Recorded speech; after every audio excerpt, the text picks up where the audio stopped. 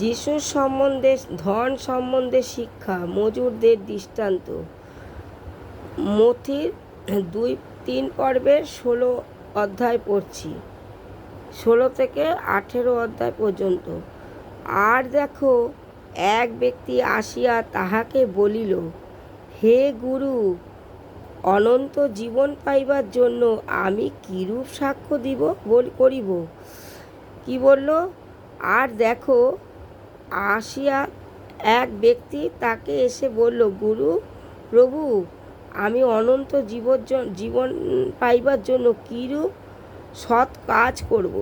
তিনি তাহাকে কহিলেন, আমাকে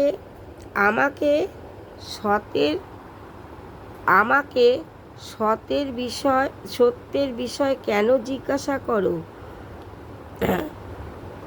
সৎ একজন মাত্র আছে। কি বলছে যে আমাকে কেন জিজ্ঞেস করছো সতের কথা? এখনো কি দেশ সৎ বলে কেউ আছে? কিন্তু তুমি যদি জীবনে প্রবেশ করিতে ইচ্ছা করো, তবে সে কি বলছে? প্রভু যীশু কি বলছে? কিন্তু তুমি যদি সত্যি সত্যি সৎ হইতে চাও, ইচ্ছা করো মানে চাও, তবে আজ্ঞা সকল পালন করো। তবে আমি যা বলছি সেই কথা পালন করো।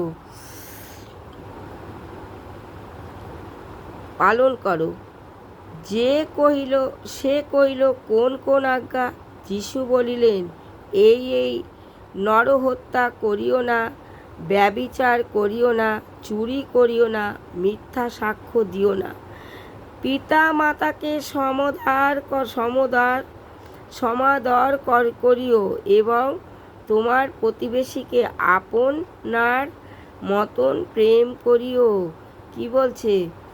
ব্যভিচার করিও না, মিথ্যা কথা বলো না, নরহত্যা করো না, চুরি করো না, মিথ্যা সাক্ষ্য দিও না, এবং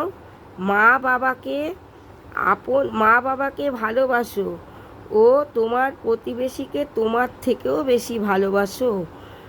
যিশুর এই সৎ উপদেশ দিচ্ছেন মজুরিদের। তা আমেন। এতটাই বলবো, প্রভু যিশুর নামে ধন্যবাদ করি। আমেন।